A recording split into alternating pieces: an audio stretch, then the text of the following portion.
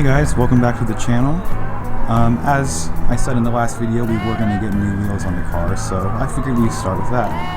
As you can see, we did throw on some TE37s in black. I think these are called the Black Edition IIIs. I'm not entirely sure, but I think that's correct. These are 18 by 9.5 with a 43 offset, plus 43 offset. It's pretty fresh. We are running the Advan AO 52 tire and I think it's a 265/35/18. To be honest, I feel like I could have gotten a bigger tire as this car is so wide and there's so much room. But for now, this works. I can't complain. These wheels really help push the tire out and give it a more flush look. Which is funny because the stock tires that came on the car were actually 265/35/18s, the same exact size, but the offset on the wheels were so high that it really sunk the wheel and tire, and it didn't look horrible, but this definitely looks a lot better. For everyone wondering about hub-centric rings, I personally recommend them. I know you don't have to run them, but I think it gives the wheel a more snug fit, and you're less likely to have any issues down the road. These are the Project Kicks hub-centric rings. I'm not entirely sure what the size is, but I know they only offer them in gold from Project Kicks. I know other companies make them in, I think, silver, but I personally like the gold look. But yes, if you are wondering, I would recommend running hub-centric rings on pretty much all wheels that recommend them. Onto the rear here, we are pretty much flush, just like the front. One thing I noticed is that I think the car came with a little negative toe, as when I put these wheels on, it looks like there is a little negative toe from the factory, which I'm like a little bummed about because I just got the car. It has less than 1,000 miles, and if I want these tires to really last, I'm probably going to have to get the car aligned, but it's not the end of the world, but I wish Honda had just aligned the car a little better. I really do think with the new wheels, this car looks amazing. Obviously, we're going to have to do something about the ride height, but there's really nothing out for this car at the moment. I know Spoon just released a few parts like the brake lines and the clutch slave line, which I did order, so we will be throwing those on. But other than that, I mean, there really isn't too much. I am happy, obviously, like I said, to get the wheels on. I think it improves the look of the car tremendously, but there really is, it's really slim pickings out there for the FL5 guys. It just looks so good with the new wheels. The fitment is so much better. I've been reading online that the Sonic Gray Pearl gets some hate. I'm not really sure why, because I think this car looks amazing in person. I think with the black wheels, it really looks, it just makes the car look so good. How could you not love that? One thing I was reading too, and I kind of have to agree, are that I think the side mirrors are a little too round for a car like this. I wish they'd kind of made them a little more sporty. As you can see from the mirror side, they're kind of huge. But I think the aftermarket will fix that eventually. One other thing we did get for the car is the June oil filler cap in red. I think it looks really good with the engine, but that's about everything we've done to the engine bay. As like I said, there's nothing really out yet for the car. A few parts I do want to install are the ARP extended wheel studs for the Type R. I pretty much do this to every car I own. I think it not only makes the car look better, but I think it also makes getting the wheels on and off just a little bit easier. It gives you something more, gives you a little bit more bite when you kind of lift the wheel up, and it gives you something longer that you can just kind of slam the wheel onto and get the lug nuts right on and get the wheel tight. And then a couple other things I got the Spoon oil filler magnetic drain plug for the transmission and the engine, and I'm not really sure how to say this. I think it's a cutie, but I did get the shifter linkage bushing, which I have told is pretty easy to do. You can do it right there in the engine bay, so we'll get that done eventually. But that's pretty much all the parts I have so far for the car. Like I said, not really a whole lot out there yet. So, oh, and I did get some LEDs from Type R LED. We're going to be replacing some of these lights in the car with some brighter LEDs, but eventually these are the parts that will be going on the car. So I know a lot of people online have been curious about what the new cluster looks like in the new Type R. As you can see, I have mine set to individual mode. This is, you know, this is customizable to the driver. I personally like the way the R Plus cluster looks the best.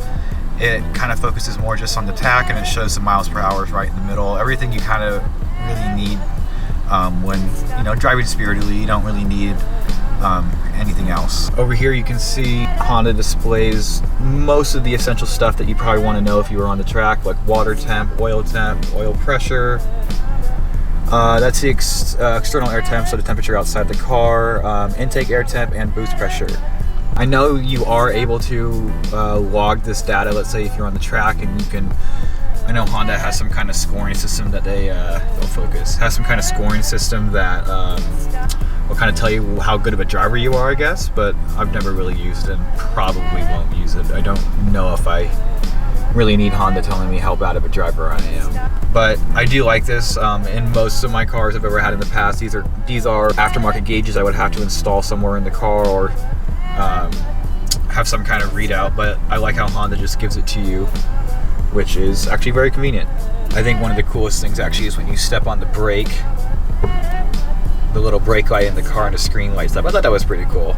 Also, I think when you turn the steering wheel, if I'm not mistaken, no, maybe it's just when you're moving, but I think when you're moving and when you actually make a turn, the car actually turns in the screen as well. I can show you guys the different modes right now. So right now, oh, focus there. There we go. Right now I'm in individual mode. I'm pretty sure this is sport mode.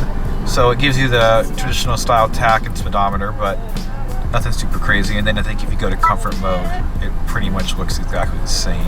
If I hit right here, plus R mode, it takes you to the same screen that I have set on my individual mode.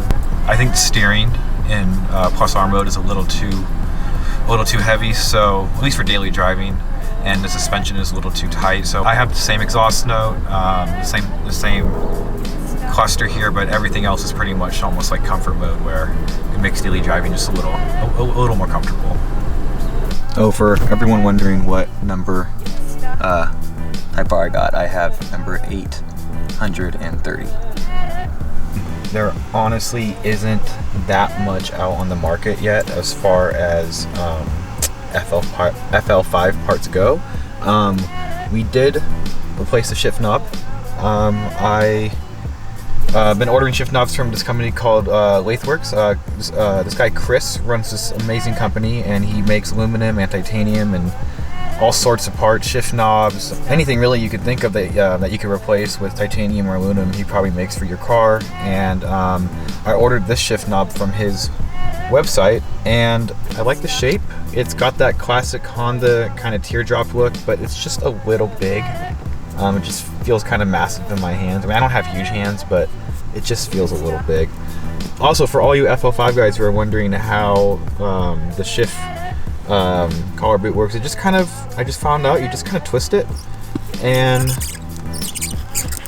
it should just pop down like that. So you just don't force it, but just twist it till it gives, and you should be able to push it down to reveal the nut in there that you can loosen or tighten if you have a shift knob that has a pattern on it that you want centered, and you can use this nut to adjust the thread length of the knob so you can get it perfect. I personally choose shift knobs that don't have any patterns on them or anything, so it just makes it easy. I just thread it all the way on and we're good to go. And then when you put the shift boot back on, all you do is just twist it till it pops back on and you're good to go.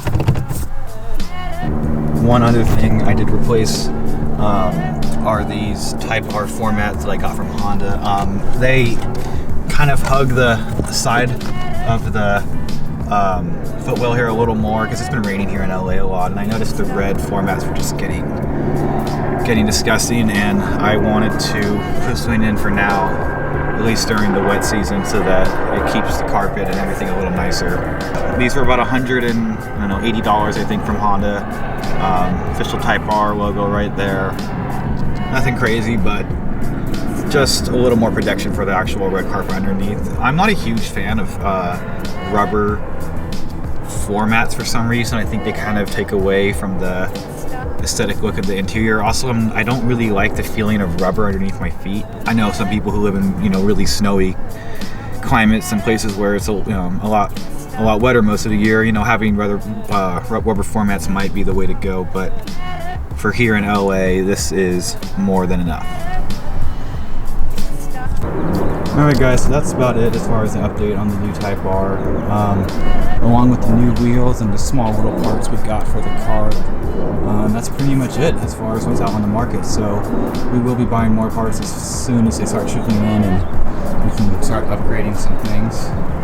But like I said, leave a comment, let me know what you think I should do to the car to make it more reliable.